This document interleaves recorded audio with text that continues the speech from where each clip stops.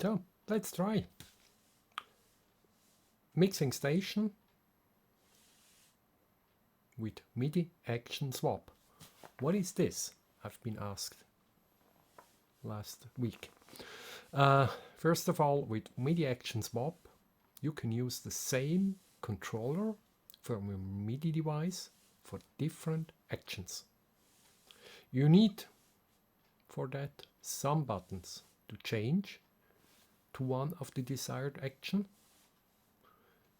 Best think of it like a mode switcher.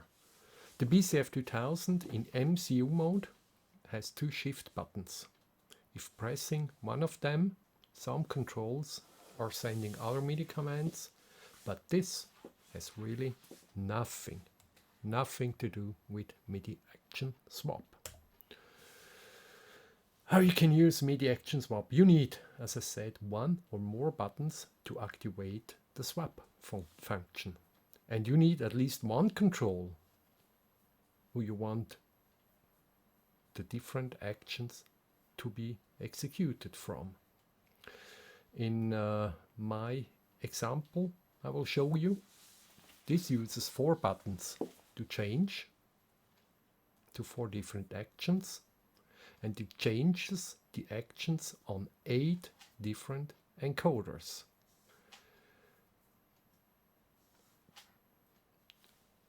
First mode will be the pan mode. With the pan button, it changes the 8 encoders on top of the BCF 2000 to control the pan of that 8 channels. The EQ mode changes the encoders to control the EQ of one of the selected channel. And the gate mode changes the encoders to control the parameters of the gate from the selected channel. And last but not least, the dynamic button, dynamic mode, changes the encoders to control the dynamic parameters of the actual selected channel. Basic layout in pan mode. All controls I use for that mode are the 8 encoders on top. They control pans from channel A to 1 through 8, and that top right button I use to change into that mode. Going through the EQ mode, pressing 2 buttons, the first shift and the button top right changes the BCF 2000. No, it does not change the BCF 2000. It changes mixing station into EQ mode.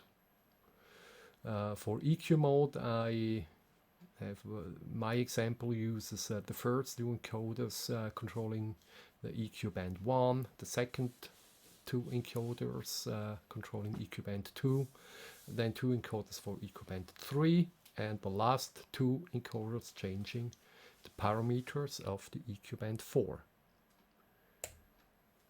In gate mode, which you can activate with the second top button on the left,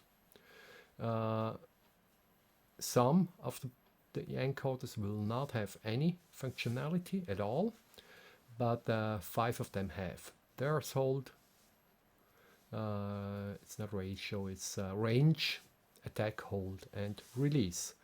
And in dynamic mode,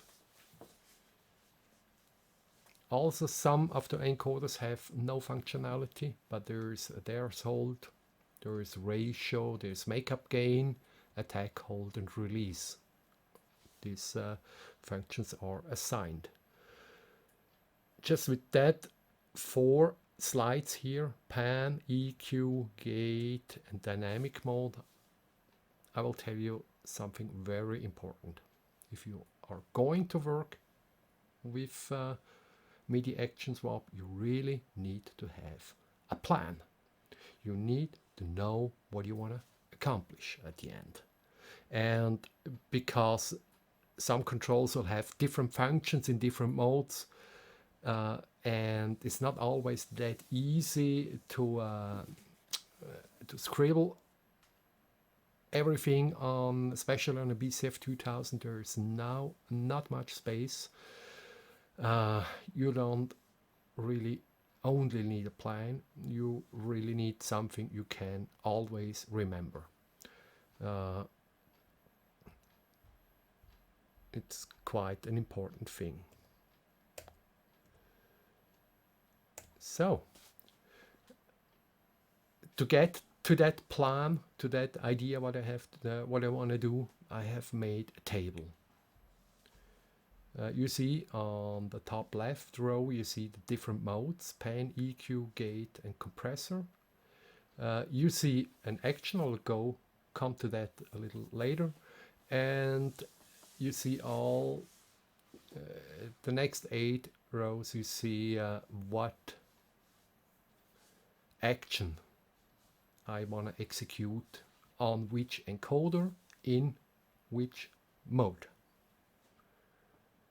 This table is important as long as I do the programming, and sure also for remembering what I have done.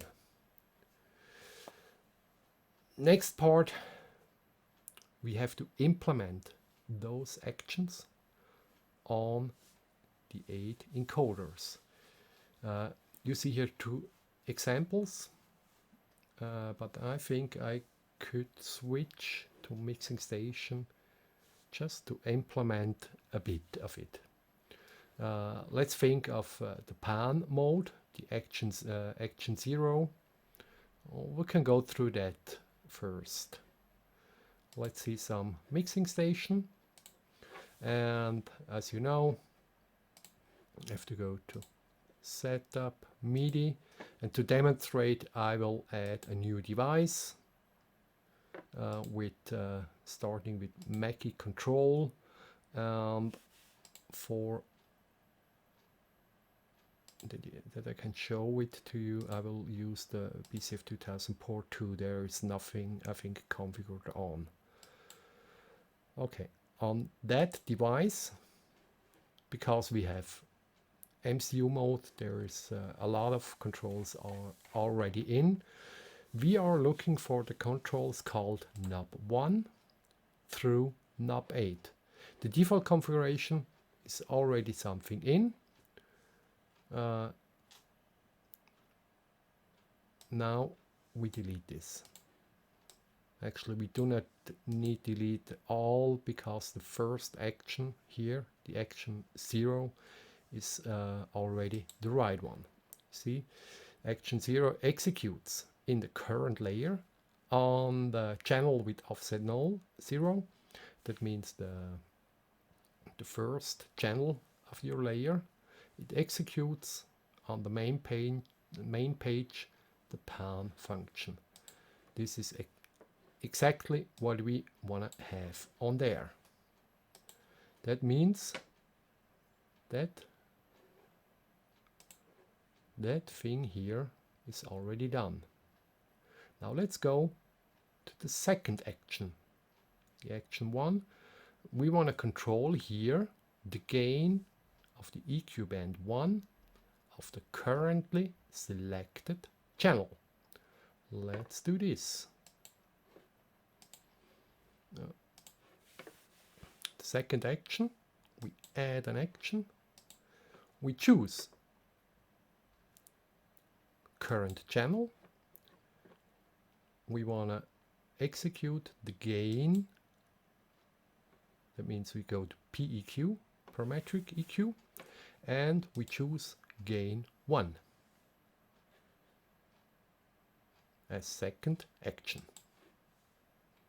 Now we have 2 actions on here, and we go back to see what we have to do next. The third action is here, is the threshold of our gate. We're still talking about the first encoder, threshold of our gate.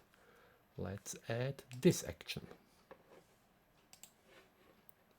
add action, current channel, gate threshold. Now we have 3 actions in here. Let's see what we have to do next. Is the threshold of the compressor of the currently selected channel. Let's go and do this.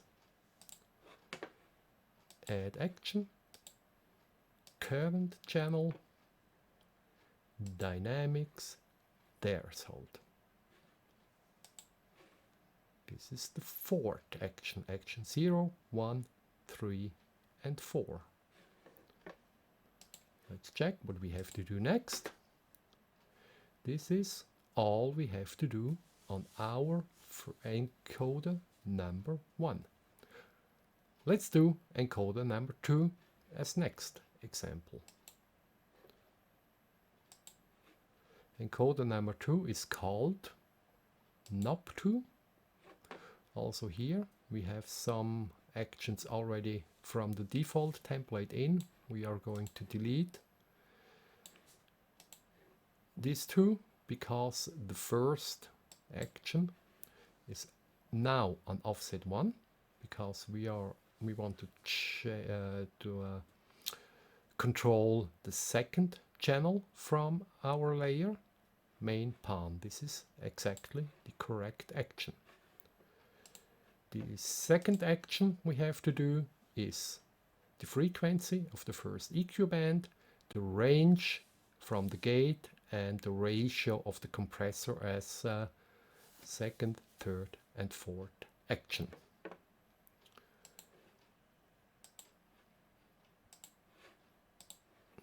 Okay, second action.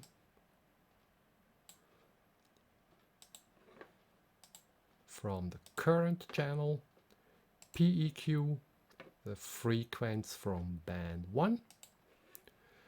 Add another action from the current, sorry about that, current channel. From the gate, we need the range. And as last action from the current channel, from dynamic, we need ratio. That's what we have defined before in our table. 4 actions are here, same like 4 actions on our first knob.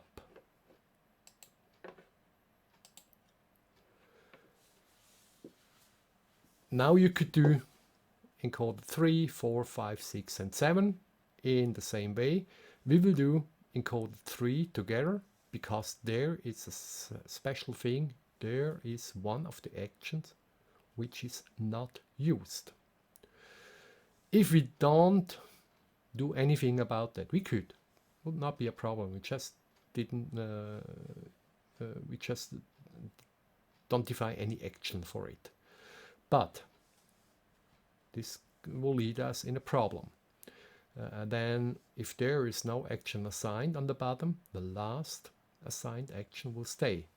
That means if we are changing from EQ mode to gate mode, the encoder 3 will still control the EQ gain from the second band of the EQ. And that's really not what we want to do. That's why we have to do here something special, and that's also why I will show you this. Okay, let's go to encoder number 3. Find it here. Knob 1 is here. Knob 3 is here. Same as before, we are going to delete. And we leave the channel pan because we need it as first action. Then we need the gain of the second EQ band from the currently selected channel. The gain of the second EQ band as second action. The third action has to be empty. I found out that if I add an action called MIDI label reference and just use something from my device, found out that that works. That encoder will not be assigned to anything in that mode. And the last action we have to add is the gain, makeup gain of the compressor of the currently selected channel. Dynamic gain. So now we have also 4 actions on this. To make that video not any longer as it has to be, we'll go ahead.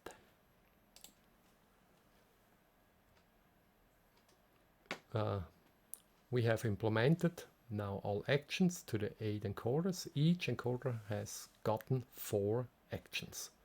And as you remember, if one encoder is not used, add an action with MIDI label reference. So the encoder has no working action assigned, but it has an action assigned. The next step will be implementing of the MidiActionSwap actions. As I told you on the first 5-6 slides, I want to show if I press this button here, we change the BCF 2000 in pan mode. Pressing this encoder will send me MIDI note 41. The button is called Assign To.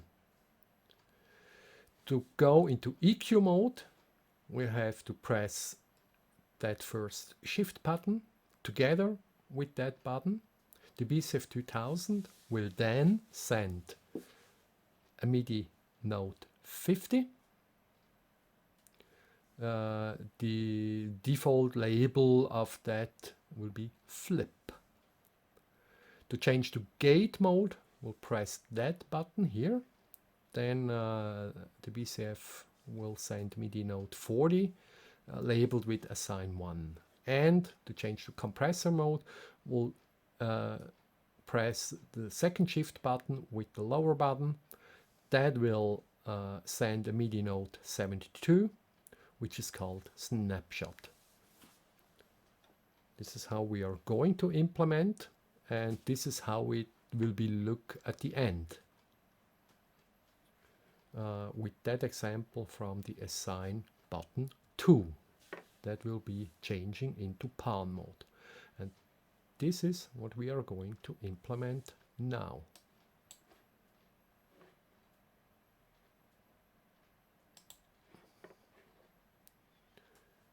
We are, first of all, we are looking for the button 41. We could do find controller, but if because I have it connected to an unused MIDI port, I have to find it by myself. 41 should not be that hard to find. 41 is right here. Now, with pressing of that button, we want to switch all the 8 encoders to the first defined action. Because we just have defined 4 for the moment, we'll stop just with adding 4. The used action is MidiActionSwap. Then we have to find our control. This is our device, and the control is the first knob 1, and we will change it that encoder do CH currently channel pan. This is the first action. Then for the second button we do the same, MidiActionSwap. Looking in our device for the knob 2, and we'll also execute channel pan. Then the third button, also the same thing again, MidiActionSwap, selecting device, finding knob 3, CH pan. That's it.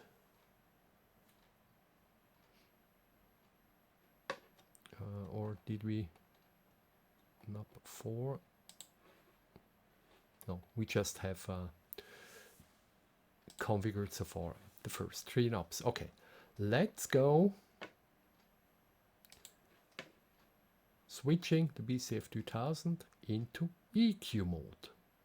To activate EQ mode, we have to add the actions on the MIDI note 50 on the button called flip. Looking for that 50 is here. There is no action assigned, and also here we do the same again. MIDI action swap, our controller, our device, sorry, our controller, and now we change the action to the EQ gain. You'll see this here is action 1. Then the same MIDI action swap message for the knob number 2. Let's find it. This is sometimes kind of hard to find in here. Knob 2 or frequency or second action. And last but not least, third action, MIDI action swap, our device, our knob 3 with the second action assigned. Controller 0, 9 and 19. As you see on the assign 1, oops, sorry, here, controller 0, 9 and 18 with action 1, and on here 0, 9 and 18 with action 1. The same to switch to gate mode. We have to implement the actions on the note 40. Let's do this, and we have to implement the actions 2. Yes, 2. Sorry, I have to think a bit sometimes. It's on the 40. Let's find number 40. Add action, MIDI action swap. Our device, the third action. Same again, MIDI action swap. Our device, knob number 2. This action, and last thing on that, MIDI action swap, device knob 3. Where is it? Knob 3. This action is assigned now. Always action 2 on 0, 9 and 18. And for the last mode, we have to implement on the MIDI action MIDI note 72. Let's do that thing too. Find the 72, add action, MIDI action swap, our device knob 1 with the last action, add action, MIDI action swap, our device knob 2 with the last action, and last but not least, MIDI action swap, device with knob 3 on the last action. Okay, this is how we are programming it. It's quite not that, I think it's not that difficult.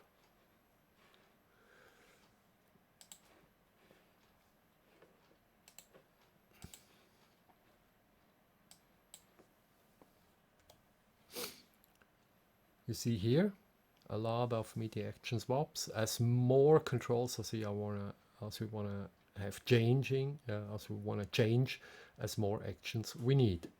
And some things you have to think of. Our 4 mode buttons should apply the MIDI action swap function only in on mode. This is because some of the actions are executed in mixing station, switching on with the first press, and with the second press on the same button it switches back to the previous action. And in that kind we're kind of losing track in what mode our VCF 2000 is.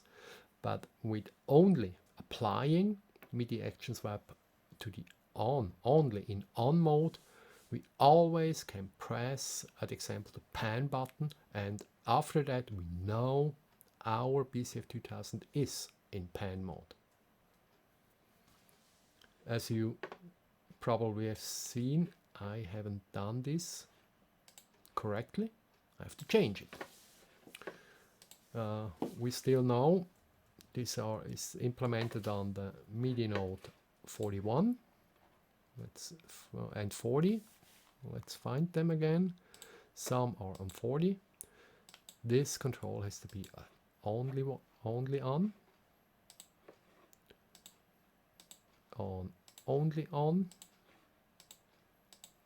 only on. Then on the 41 is the second, only on, only on, only on. Actually, this on-off mode is implemented since the last version of Mixing Station. David has done an incredible job on this. Thank you, David. This really helps. We need to go to node 50, which we have used before. The 50 also here, only on. Second action, only on. Third action, oops, not invert, only on. And the 72 was the last button we programmed before. Only on. Second, only on. And third, only on. Okay, because we just have 4 modes and 3 buttons. It's not that much of work to change it later.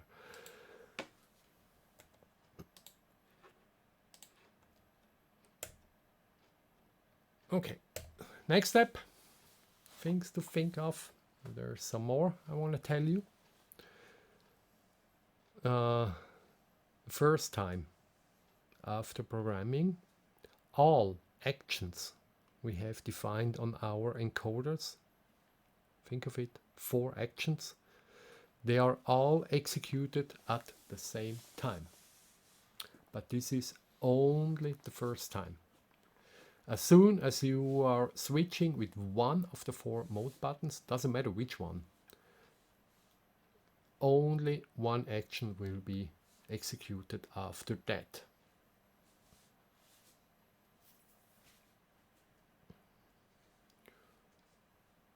The last mode you had on the VCF 2000 will be saved.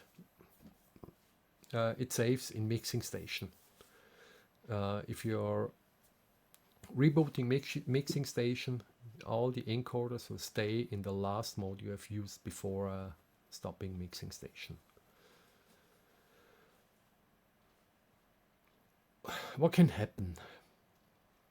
Mixing Station allows only 10 actions for the MIDI controllers. With using MidiActionSwap, you might need more than that. With 8 encoders, there won't be more than 8 actions. Well, might be 9 or 10, but not more. But as soon as you want to do 2 things at the same time, you really fast need 16 or more actions. And you cannot add these actions through Mixing Station. But the whole MIDI configuration, and that's what I'm telling you too, is saved in your, if you're on a Windows PC, is saved in your user profile in the mixing station folder. X18, if you have an XR or Behringer 18, could be also XM32 for the 32 mixers. And in there is a folder called settings default. This folder always contains the configuration of your active layout, of that layout which you are using at the moment. But do never ever change anything in there while mixing station is running. Always close mixing station before, save the content of this folder and then start editing.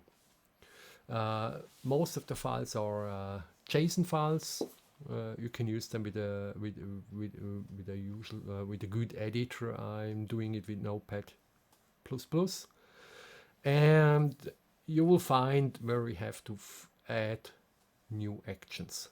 Just copy actions you already have there. As soon as they are in the configuration, you can add it in later on through mixing station.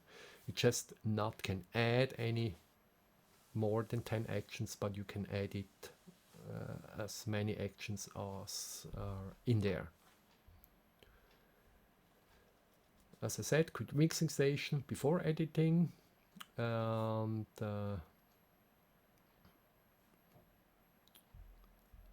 if you don't figure out how that JSON files are built up, they really have to be formatted in a certain way. If you don't know how to do it, better don't. You can try, whatever.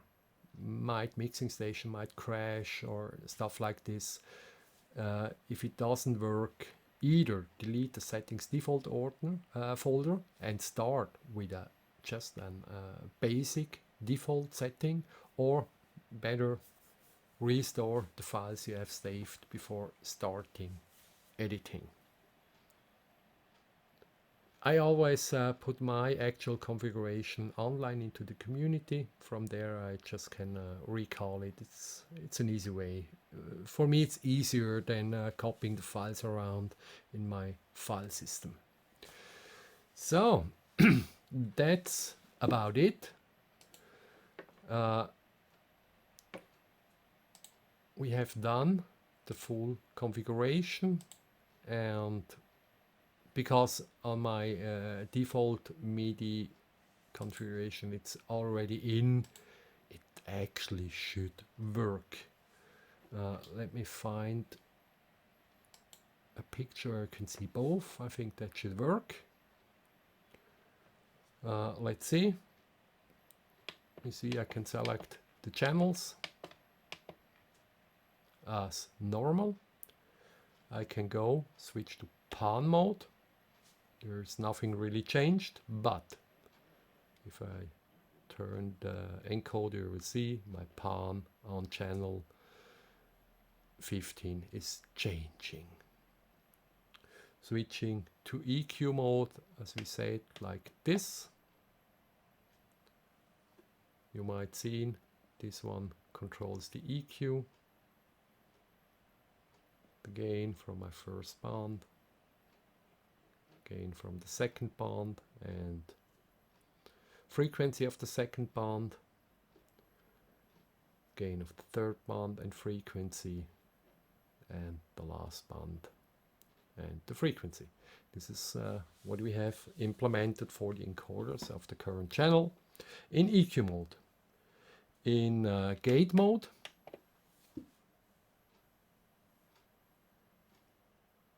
you see here threshold range will come here. That one is not assigned, and you see it doesn't do anything. That's an important thing. And attack, hold, release. We haven't implemented this through in the example before, but in my configuration it's already in. The same for the gate. You see here threshold ratio, you might can see You see the makeup gain here, and attack, hold, release as we defined it in our Excel sheet at the beginning. And to show, if I press pan second, third, fifth time, the encoders will stay on pan because we are only executing this action once. Same for changing to EQ mode. This little change in the last version of Mixing Station really helped to have the possibility to use MidiActionSwap in a good way, in a way we always know in what mode our BCF 2000 is. And also, as you can see in my example, I also execute a view open on pan. Well, my channel will change to overview. On EQ mode, it will change to the EQ. On gate, it will change to the gate page or the dynamic page. This is executed on that encoders. I'll show you how this is done, just as last little goodie from that little video. Let's see, on the pan button, assign to, you see all the MIDI action swap actions are in here, and I've defined for me the pan knob is the default knob. I use the default mode I use. Therefore, I also go with the same press of a button. I go into SO sense on fader 0. That means all faders are assigned to main LR. I open two views. The first view opens channel overview, and the second opens home mixer. Home mixer is actually only used if you don't have a channel view on your layout. If you don't, if you have a channel view, that action doesn't do anything. On the EQ mode, also here, the action tool is used for EQ. There is an open view channel PQ at the end of that, and also it's on only on. What you've seen, I've tested quite a bit on it, and it's pretty much the most important. And the last tip I will leave here: test, test, test. Get really used to it.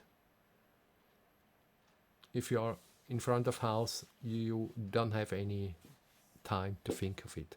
Your fingers have really to know what they are doing. But for me, the BCF 2000 is always welcome on my front of house, but never ever with a display next to it. Like it could be a small laptop, it could be an iPad, or my computer. Therefore, just always to have a little monitor next to the BCF 2000 is, for me, an important part. So, I will close for now. Hope you understood what I wanted to tell you. If not, leave a question, or if you have any comments, you're so welcome. I'll appreciate any feedback. And my learning curve is not ready. I still have to learn a lot. I like forward to learn some more. If you have any additions, please let me know. Thanks for watching, and have a good night. Bye bye.